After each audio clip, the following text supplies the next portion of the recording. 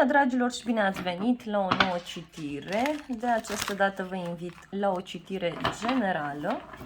Iar dacă titlul v-a atras, înseamnă că aveți aici cu siguranță mesaje pentru dumneavoastră.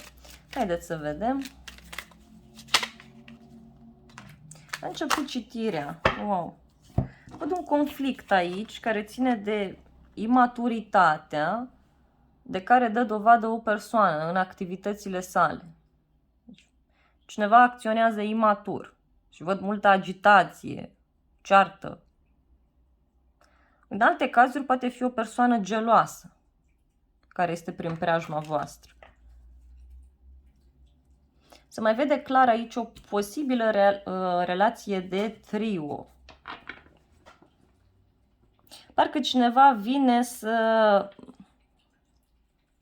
calmeze o ceartă, cineva vine să clarifice anumite lucruri. Poate e ceva ce ține de bani sau de independența voastră financiară. Sunt niște lucruri pe care cineva nu prea le cunoaște, adică nu aveți toate informațiile și atunci și e normal să fie această discuție. Văd multă pasiune pentru voi.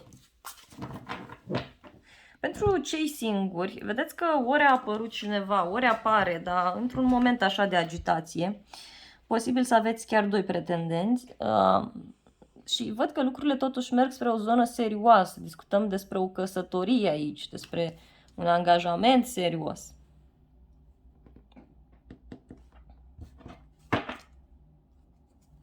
Cineva care vine și scoate sabia, spune lucrurilor pe nume.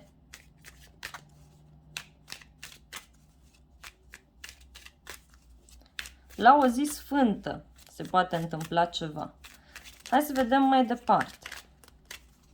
Deci oricum ar fi, deci situația în care voi sunteți, dragilor, se calmează. Ia uitați, și cu asul ăsta de bâte. Și un nou început. O nouă șansă, o nouă casă pentru unii. Dar dacă e o nouă casă unde lucrurile stau foarte bine din punct de vedere financiar. Adică e o casă care arată bine, care are un mobilier de calitate. În alte cazuri, poate voi v-ați cumpărat sau vreți să vă renovați casa, să schimbați ceva. Dacă sunteți singură, repet, poate apărea o persoană, dar mai durează. Ia uitați, e vorba de un blocaj. Mai durează pentru că voi trebuie să vă schimbați puțin niște idei despre viață. Trebuie să vă canalizați mult mai bine energia, pentru că aveți tendința să vă disipați, da? Să împrăștiați acea energie.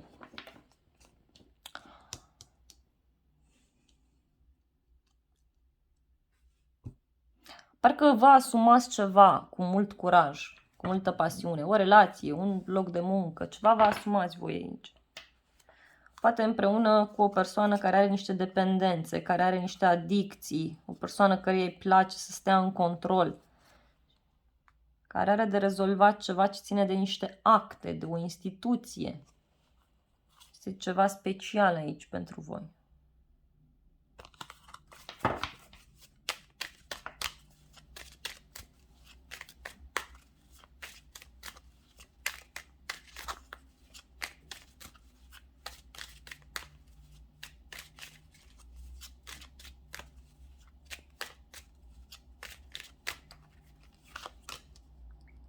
Steaua.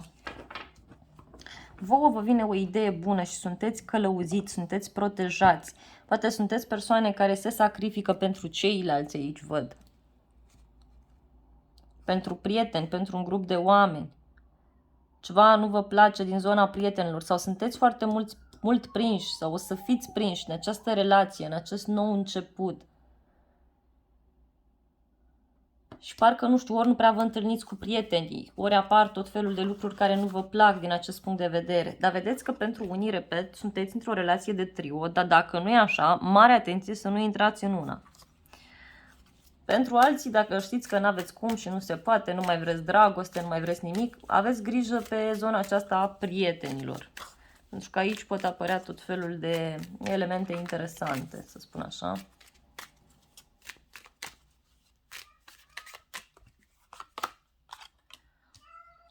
parcă un curaj aparte pe care l-ați avut sau pe care îl aveți în legătură cu o zonă financiară. Aici văd că lucrurile încep să se miște într-o direcție total neașteptată. Roata destinului începe să se învârtă. Vă pune în fața unui nou început. A venit și pisica, deci e bine, vă absorbe din energiile negative. Marele preot, la o zi sfântă, la o zi mare, voi renunțați la ceva, faceți un sacrificiu, la un stil de viață, la o relație.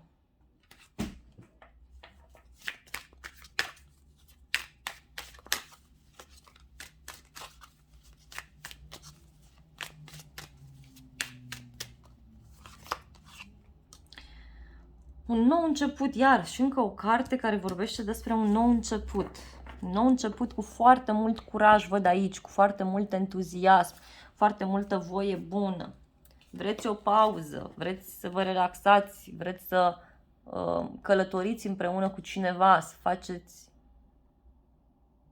ceva special, să mergeți către un nou început. Ori voi vă comportați într-un mod mai tineresc, mai adolescentin, vă îmbrăcați mai tinerește, mai altfel. Aveți legătură cu astfel de persoană și cu lumea. Deci, dragilor, pentru voi e vorba de un final și de un nou început absolut fantastic. Dacă e vorba de zona profesională și aveți voi o pasiune, puneți-o, dragilor, în practică și lăsați gura lumii deoparte, pentru că voi acum aveți ocazia să faceți ceva fantastic. Ia uitați, lumea și cu nebunul. Ce frumos se vede. Un final și un nou început. Ați ajuns într-un punct înalt.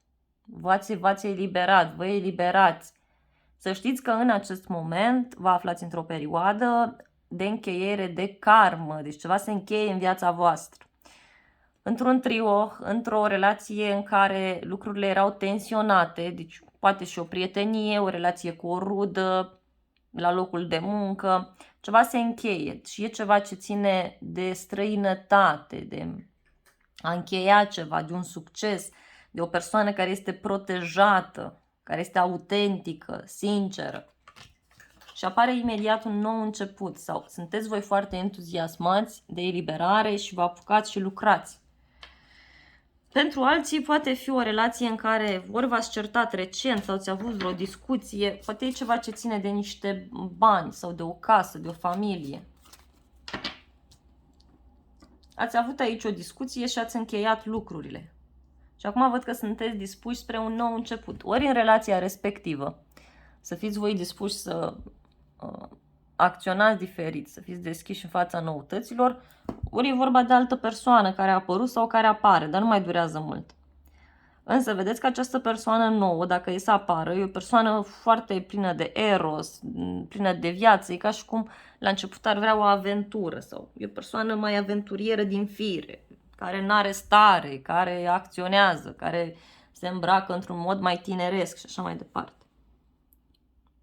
Mai văd aici că voi aveți o protecție aparte, parcă la o zi mare, o zi sfântă, o zi de sărbătoare, unii dintre voi cred că atunci vă vine o idee sau se întâmplă ceva care vă determină, aveți un vis, se întâmplă un eveniment în jurul vostru și de acolo puteți să vă eliberați dintr-o situație, să mai lăsați anumite elemente în urmă. Alții parcă ați muncit la ceva, ați obosit, v-ați ostenit și când colo vă dați seama că toate lucrurile astea le lăsați în urmă, că nu aveți cum să le luați cu voi în această relație. Nu aveți cum să vă bucurați de ele în acest angajament serios. Apoi văd un nou început, plin de stabilitate din punct de vedere material. Este ca și cum aici ați început lucrurile, ați avut protecție, dar începeți să le puneți și în practică. În vreo 2 puncte de când vizionați acest videoclip. Și eu 2 ore, 2 zile, 2 săptămâni, maxim 2 luni. Și apoi vă spuneam eu că poate deveniți o persoană cunoscută pentru sacrificiul de care dați dovadă. Poate începeți și faceți rai din ceea ce aveți. Vă dați seama că acest nou început vine cu priveliște aparte pe care voi trebuie să o aveți asupra omenirii, asupra vieții voastre și care presupune să fiți deschiși la noutăți. Deveniți un star, deveniți o persoană cunoscută. Sunteți foarte bine susținuți de către ceilalți în alte cazuri. Cineva vă ghidează, vă orientează. Dacă așteptați un răspuns aici pe zonă profesională, el este pozitiv, da? Dar, repet, parcă e ceva ce e contrar principiilor voastre de viață. Dragii mei, aici e vorba de un final și de un nou început în egală măsură. Un copil, iarăși, care poate să apară undeva. Vedeți că dacă sunteți într-o relație, ori apare un element nou în viața voastră, o prietenă nouă, ceva nou la locul de muncă, se schimbă ceva care o să agite puțin spiritele în relația voastră sau în relația voastră cu ceilalți în general vorbind, dar care se clarifică și care vă ajută să vă schimbați puțin gândirea, că asta trebuie să faceți voi aici. Bun, haideți să vedem și zodiile implicate. Avem așa, zodia Taur, Pești, Vărsător, Leu, Săgetător, Berbec, Taur, Fecioară, Capricorn, Rac, Scorpion, Pești. Foarte frumos. Dragii mei, acestea au fost mesajele pentru voi de această dată. Deci este un final karmic, un nou început pentru voi absolut fantastic. Nu uitați să apăsați butonul de like dacă v-a plăcut citirea, să vă abonați canalului, să apăsați clopoțelul, sunt funcții absolut gratuite pentru toată lumea. Iar pentru cei care doriți să mă ajutați în acest proiect, vă invit cu drag să dați o citire cadou unui prieten, să distribuiți o citire, poate și pe un site de socializare, că m-ar ajuta foarte mult. Vă îmbrățișez cu drag și vă doresc o zi sau o seară binecuvântată.